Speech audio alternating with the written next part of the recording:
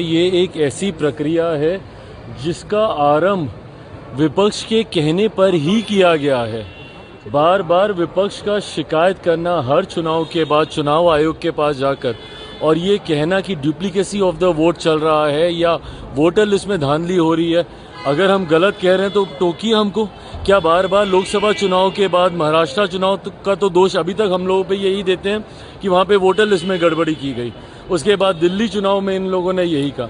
तो आज जब आपके कहने पर चुनाव आयोग ने इस प्रक्रिया का पालन किया कि भैया अगर इतनी शिकायत हो तो एक बार इंटेंसिव रिवीजन कर लिया जाए, उसी सोच के साथ इसको किया जा रहा है। और इसमें मेरी समझ के परे है कि एक चुनाव आयोग के द्वारा अपनाई गई प्रक्रिया जो इस बात को सुनिश्चित करने के लिए की जा रही है कि कोई भी देश के नागरिक के साथ कोई अन्याय नहीं होगा, पर एट द सेम टाइम कोई अगर घुसपैठिया भी होगा तो उसको भी देश के सबसे बड़े अधिकार मताधिकार का दुरुपयोग करने का मौका नहीं दिया जाएगा।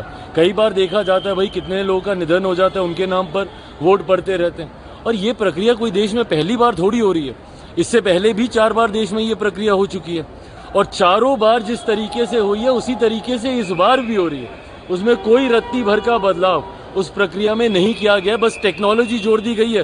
पहले फिजिकली जाके डॉक्यूमेंटेशन देने की जरूरत पड़ती थी, अब आप ऑनलाइन कर सकते हैं। अब हर चीज का राजनीतिकीकरण कर देना ये विपक्ष की आदत बन गई है। भाई चुनाव आयोग एक संवैधानिक संस्था है, उनके द्वारा लिया गया फैसला है। इसमें सरकार ना 3 में ना 13 में, और वो भी फैसला उन लोगों ने इसलिए लिया है क्योंकि आप बार बार उनका दरवाजा जाके खटखटाते थे कि भैया इसमें गड़बड़ी हो रही है वोटर लिस्ट में।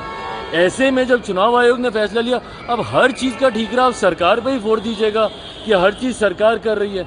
अगर आपको किसी संवैधानिक संस्था पे विश्वास ही नहीं रखना तो आप देश को अराजकता की ओर लेके जाइएगा, ये सोच गलत है। सड़क पर आंदोलन करेंगे आप विधानसभा में? भाई कीजिए, सड़क पर आंदोलन कीजिए। आप तो बहिष्कार की बात कर रहे हैं ना, हम तो देते हैं चुनौती कि करके दिखाइए भैया बहिष्कार। हिम्मत है तो। सत्ता का लालच इन लोगों में इतना ज्यादा है कि कतई ये लोग चुनाव का बहिष्कार करने की सोच नहीं रख सकते। सत्ता के लिए जो विरोधाभास को भूलकर एक साथ एक गठबंधन में दल आने को तैयार हो जाते हैं। विपक्ष में हम लोगों ने देखा ही है क्या है ये तथाकथित इंडिया अलायंस। भानुमति का कुनबा ही है ना। दिल्ली में एक दूसरे के खिलाफ लड़ेंगे तो केंद्र में एक दूसरे के साथ आ जाएंगे, दूसरे राज्य में एक दूसरे के खिलाफ लड़ेंगे तो केंद्र में एक दूसरे के साथ आ जाएंगे। क्यों? महत्वाकांक्षाओं के लिए ही ना। तो ऐसे में कतई इन लोगों में हिम्मत नहीं है विपक्ष में कि ये लोग करें। और जहां तक रही बात कि इसमें किसी तरीके की कोई धान लिया, आपके कार्यकर्ता क्या कर रहे हैं भैया? मेरे तो सारे BLA इस ग्राउंड पे हैं।